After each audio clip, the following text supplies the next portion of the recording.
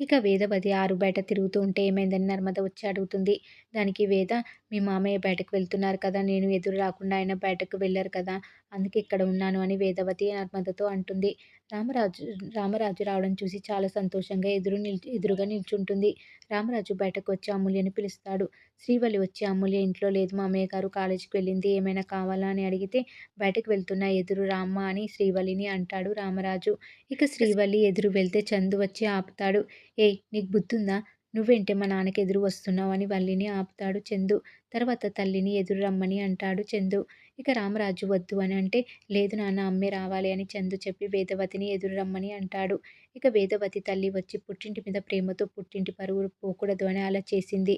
తన్ని క్షమించు అని అంటే, తన కోసమే కదా తన పుట్టింటి వాళ్ళు ఎన్ని మాటలన్నా పడ్డాను. ఇప్పుడు తను నన్ను మోసం చేసింది అని వెళ్ళిపోతాడు రామరాజు. ఇక వేదవతి తల్లి ఏడుస్తూ, నేను పుట్టినరోజు జరుపుకోకుండా ఉండాల్సింది. నా వల్లే నా మనుమడు, మనుమరాలు విడిపోయారు. ముందు నేను ఆశపడగానే 2 కుటుంబాల మధ్య పుట్టినరోజు జరిగే ప్రసక్తే లేదు అని భద్రావతి తేల్చి చెప్పినప్పుడు, అయినా నేను నోరు మూసుకొని ఉంటే ఇంత జరిగేది కాదు. తర్వాత నా కోసం ఒక మెట్టు దిగొచ్చి పుట్టినరోజు జరుపుకోవడానికి ఒప్పుకున్నాను అని భద్రావతి చెప్పింది.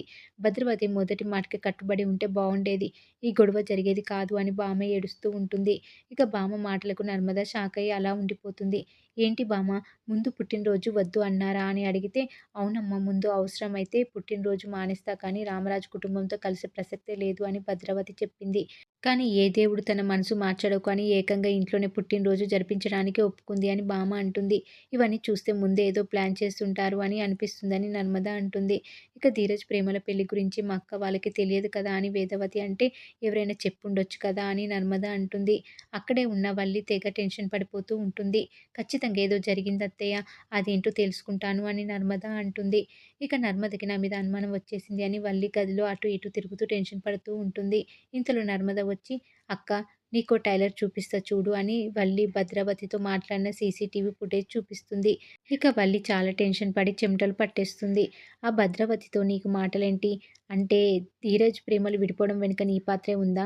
ఇంటి వెనుక ఆవిడతో నువ్వు మాట్లాడడానికి కారణం ఏంటి అని నర్మద వల్లిని అంటుంది. దాంతో వల్లి, మేము గార్డెన్‌లో మాట్లాడుకున్నాం కదా! ఇంటి వెనుక అంటుందేంటి, నిజం చెప్పడానికి రాయి వేసిందా అనుకుని వీడియో మళ్ళీ చూపించమని వీడియో చూసి ఇది ఏఐ వీడియో అని ఎవరో నన్ను ఇరికించాలని ఇలా చేశారు అని అంటుంది. దాంతో నర్మద, ఈ వీడియో చేసింది నేనే. మీ ఇద్దరు మాట్లాడితే ఎలా ఉంటుందా అని ఇలా చేశాను అని నర్మద అంటుంది. వీడియో అబద్ధమైనంత మాత్రాన నువ్వు చెప్పింది నిజం కాదు. ఏదో కుట్ర జరిగింది. అదేంటో తేల్చుతా అని నర్మద అనుకుంటూ ఉంటుంది. ఇక ధీరజ్ ప్రేమ కోచింగ్ సెంటర్ దగ్గరికి వెళ్లి ప్రేమ కోసం వెయిట్ చేస్తూ ఉంటాడు. ఇంతలో ప్రేమ వస్తుంది. ధీరజ్ దగ్గరికి వెళ్తే ప్రేమ పట్టించుకోకుండా వెళ్ళిపోతుంది. నీతో మాట్లాడాలి అని ఇక్కడ వెయిట్ చేస్తున్నా అని ధీరజ్ అంటే, మొన్న ఇంట్లో మాట్లాడినవి సరిపోలేదా అని ప్రేమ ధీరజ్‌తో అంటుంది. ధీరజ్ ప్రేమ వెనకాలే పడుతూ ఉన్నా పట్టించుకోదు ప్రేమ. ఇంతలో సెక్యూరిటీ చూసి ధీరజ్‌ని ఆపి, ఎందుకు అలా వెంటపడుతున్నావు, తను ఎవరని అడిగితే, ధీరజ్ తెలిసిన అమ్మాయి, బాగా కావాల్సిన అమ్మాయి అంటాడు. ప్రేమ మనసులో కనీసం భార్య అని కూడా చెప్పడం లేదు అని అనుకుంటూ ఉంటుంది. ఇతను ఎవరో నీకు తెలుసా అని సెక్యూరిటీ ప్రేమని అడిగితే, ఏం కాడు, అతను ఎవరో కూడా నాకు తెలియదు అని ధీరజ్‌ని ఇరికించేస్తుంది ప్రేమ. దాంతో సెక్యూరిటీ ధీరజ్‌ని బయటకు గెంటేస్తాడు. ఇక మరోవైపు అమూల్య కోసం వెయిట్ చేస్తూ ఉంటాడు విశ్వక్.